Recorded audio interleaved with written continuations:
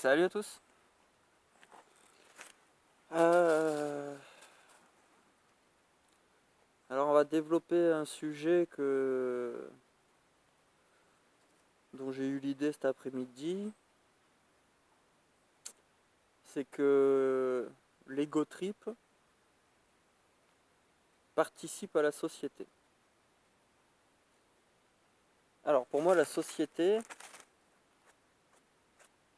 c'est ce qu'on subit, les règles de la société, ce qu'on doit faire, principalement le travail, le salariat, parce que c'est ce qu'il a prévu pour la masse des gens.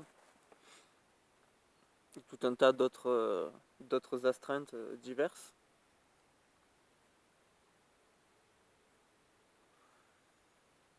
La société a des spécialistes en ingénierie sociale qui mettent au point des stratégies pour l'oligarchie. L'oligarchie fait des tests et quand le test est concluant, il étend son emprise avec ses nouvelles stratégies. Voilà, ça c'est pour moi c'est ma vision globale de l'impact qu'a l'oligarchie sur nous. Et il a plusieurs stratégies pour le même objectif et plusieurs objectifs simultanément. Et le mieux, c'est quand ils trouvent des stratégies qui corroborent avec plusieurs de leurs objectifs, et ainsi de suite. Tu vois. Les mecs se prennent la tête 24/24, c'est leur taf de savoir comment nous entuber en fait. Donc ça, c'est mon postulat de départ, c'est comme ça que je vois le monde, et c'est pour ça que sur cette chaîne, beaucoup j'avertis de ce que la société fait, et comment s'en prémunir, je donne des conseils ou j'essaye d'ouvrir les yeux, enfin bref, si tu vois mes vidéos, t'as compris quoi. Et là, je regardais le dernier clip de Kobalade, je crois. Alors je te rassure, j'écoute pas ça, hein, mais je le regarde parce que mes gamines à l'école savent qui c'est et les amis de ma fille écoutent ce genre de musique, entre autres. Hein. Mais une fois ce nom-là est venu, moi, j'essaye de contrôler un peu la vision que mes enfants ont du monde, donc je suis allé taper Kobalade sur YouTube et j'ai regardé 2-3 de ses vidéos. Et en même temps, c'est pas mal parce que si les jeunes entre 10 et 15 ans écoutent ça, au moins eux, c'est quasiment sûr, enfin tous ceux qui sont, on va dire, dans la hype, dans le social classique, enfin, disons que c'est un peu la norme d'écouter ça maintenant, ce qui est assez flippant. Et donc je regarde son dernier clip, là je crois qu'il est dans les tendances, là il est sorti il y a un jour ou deux. Une belle merde, hein, bien sûr. Et là-dessus, ça m'a fait réfléchir sur le côté ego trip du rap. Tu vois, ouais, je suis le meilleur, je compte le bénéf, bon, je galère, mais t'inquiète, je nique l'état, la cocaïne, le machin. Mes gamins, ils écoutent ça. Hein. Ça parle de la femme comme un objet, ça parle de cocaïne et de vente de drogue.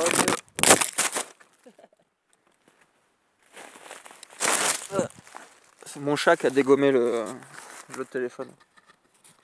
Ça parle de cocaïne, de vente de drogue, d'échauffourées à coups d'armes à feu. Enfin, c'est aberrant que les gamins ils écoutent ça maintenant. Mais bon, nous quand on était petits, il y avait Britney Spears, c'était déjà la décadence. Imagine aujourd'hui, ça, on fait que s'enfoncer là-dedans. Bref, donc on s'en fout, ça c'était le contexte. Et je commence à réfléchir sur l'ego trip. Et du coup, je réfléchis que ces clips-là euh, font la promotion de l'ego trip. Ouais, je suis le meilleur, je suis trop... Arrête.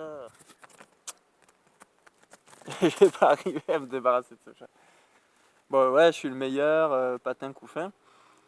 Et il galvanise la société pour, euh, pour rentrer dans une forme d'ego trip. Il y a d'autres formes d'ego trip. On peut appeler ça aussi l'amour de soi. Voire l'amour de soi-même, c'est quelque chose. Mais quand je parle d'ego trip, je parle de l'amour de soi à l'excès. Euh, alors pourquoi Alors dans un premier temps, je me suis rappelé de ma période, je dirais entre 20 et 25 ans, où sans propagande, j'avais développé un amour de moi-même à l'excès. D'ailleurs, j'étais devenu arrogant, voilà, disons que je m'étais renfermé sur moi-même en me portant énormément d'amour, parce que j'en avais pas beaucoup de l'extérieur.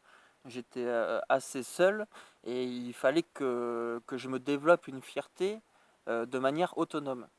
Donc c'est vrai que j'étais rentré dans un ego trip de moi où je vantais mes louanges moi-même. Et par exemple, j'étais devenu assez chiant à fréquenter. Si par exemple, quand quelqu'un en face de toi, il a un trop grand ego, alors que j'étais pas spécialement malsain, hein, je veux dire, j'étais assez justifié, hein, j'étais un très bon jeu de stratégie. Je prenais un malin plaisir à écraser les autres à ce jeu de stratégie. Et derrière, je leur disais, bah, je t'ai bien écrasé, tu vois. Je leur disais, tu m'arrives pas à la cheville sur ça, sur ça. C'était tout le temps des trucs justifiés, mais socialement, c'était excessif. Disons que si ces personnes-là cherchaient pas à jouer aux cartes avec des bons joueurs, en vrai, ils m'auraient fui d'entrée. Bon, enfin, bref, il y avait toute une synergie comme ça. Et, euh, et donc, mon raisonnement, enfin mon introspection m'a permis de comprendre que j'avais développé cet amour de moi à l'excès pour compenser une forme de dépression dû à une carence de reconnaissance, à une solitude. Bref, j'avais développé cette ego trip pour pallier à la dépression. Parce que, et dans un second temps, pour moi, la dépression est générationnelle. Quand on t'oblige à aller à l'école pendant 15 ans, que tu sois doué, que tu sois pas doué, à la limite si tu es doué ça va, mais tu vois ça va prendre 20% des élèves, donc il y a 80% qui vont subir ce truc-là.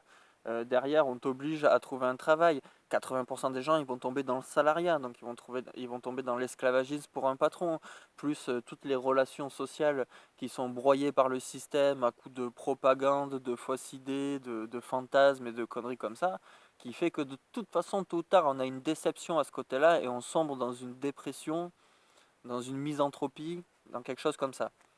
Et moi, j'avais trouvé l'ego trip euh, en espèce de pommade pour aplanir les choses, pour supporter justement la dureté de cette vie.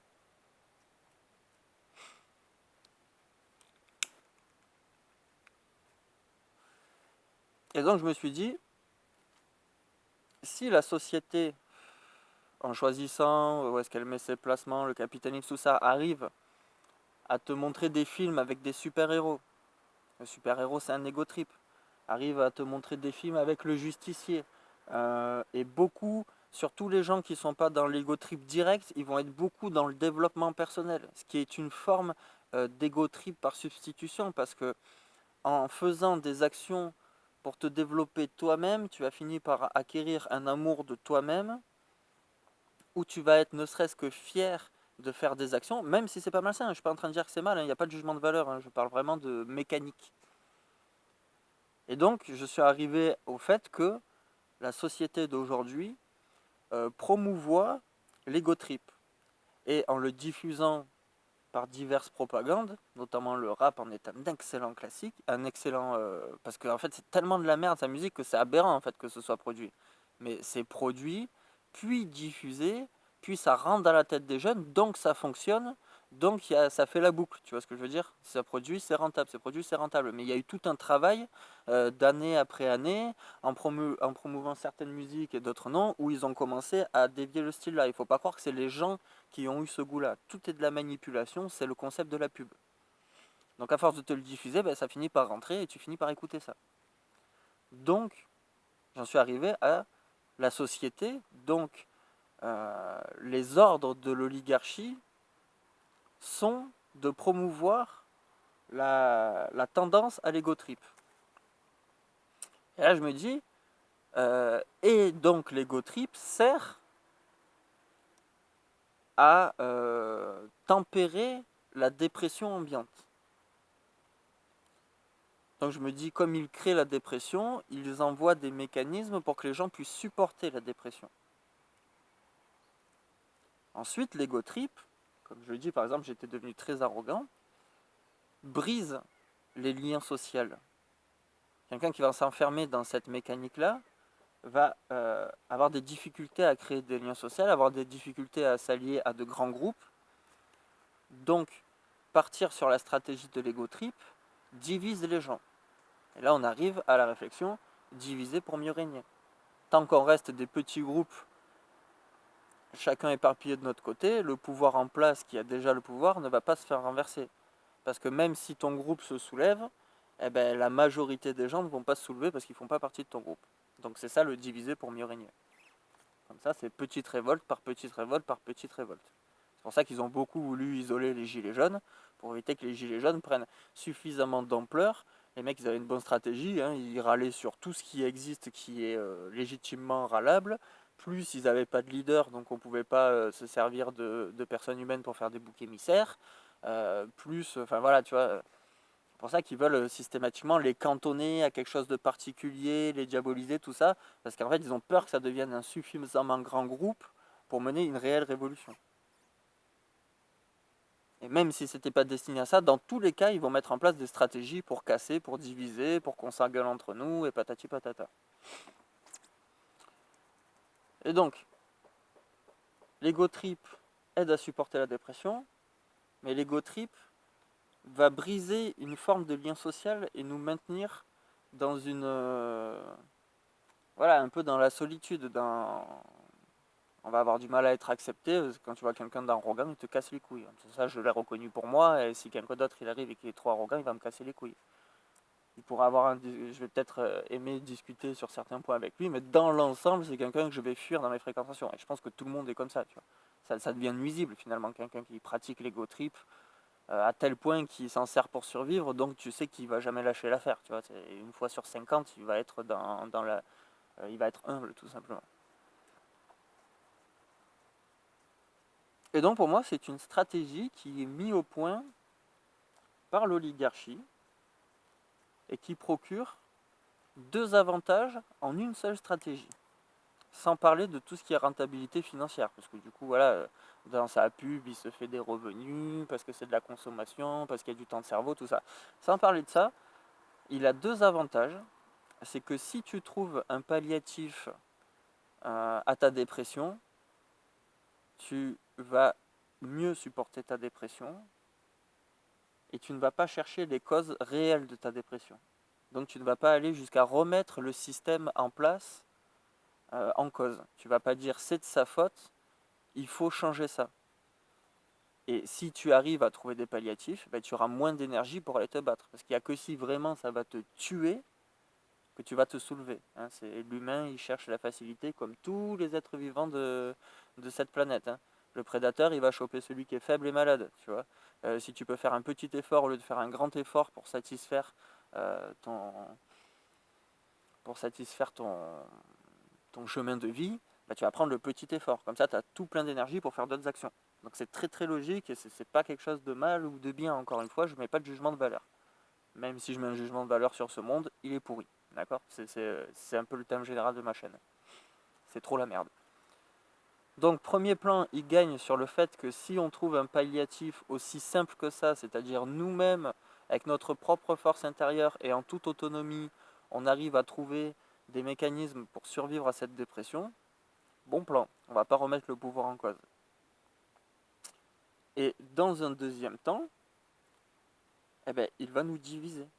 Comme ça, on ne peut pas créer un assez grand groupe pour ne pas remettre le pouvoir en cause. Putain, j'ai l'impression que j'oublie un truc.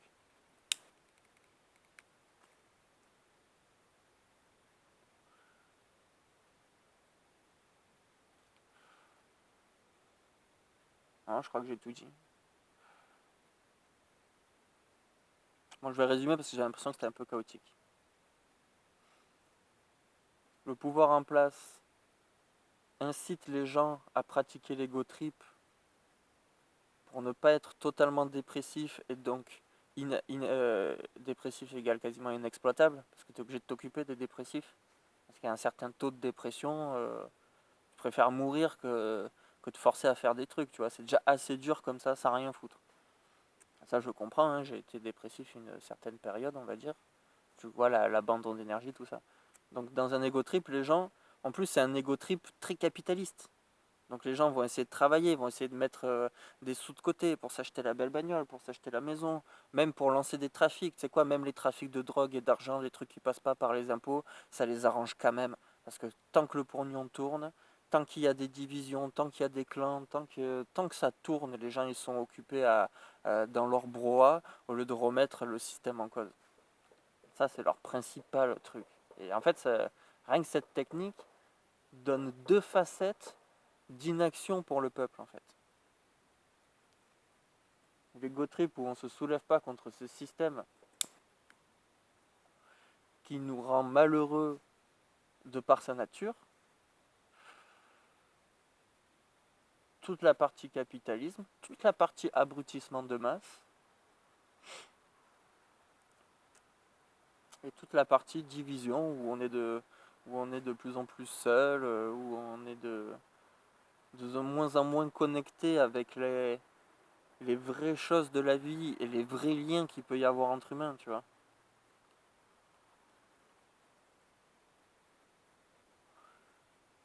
Dans les vrais liens qu'il peut y avoir entre humains, il est censé y avoir l'ouverture de cœur profonde, parce qu'on est censé être en tribu, donc on peut rien se cacher. Donc les autres te lisent en toi comme ils te connaissent depuis que tu es né. Donc c'est pareil, les autres, tu vois, et tous ces liens-là, de grandir ensemble, de partager ensemble et de vivre ensemble, on les a plus.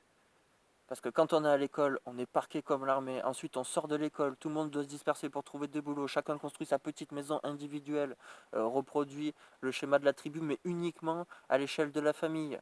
Femmes, enfants, grands-parents, si c'est des mecs ultra altruistes, et ils vont foutre personne, sauf même pas 1% de la planète qui va commencer à intégrer d'autres gens dans ce groupe, tu vois. En tout cas, pas en France. En tout cas, pas en France. Pas dans les milieux occidentaux, je pense. Parce que du coup, c'est le mythe du self-made man. Tout seul, tu vas tout réussir. Donc d'abord, ils te foutent dans la tête que tu es tout seul. Et toutes tes entreprises, tu les fais tout seul. Parce que partager, c'est pas bien. Parce que si, parce que mi, parce que si tu veux manger la plus grosse part, bah déjà, faut pas la partager. Et ainsi de suite.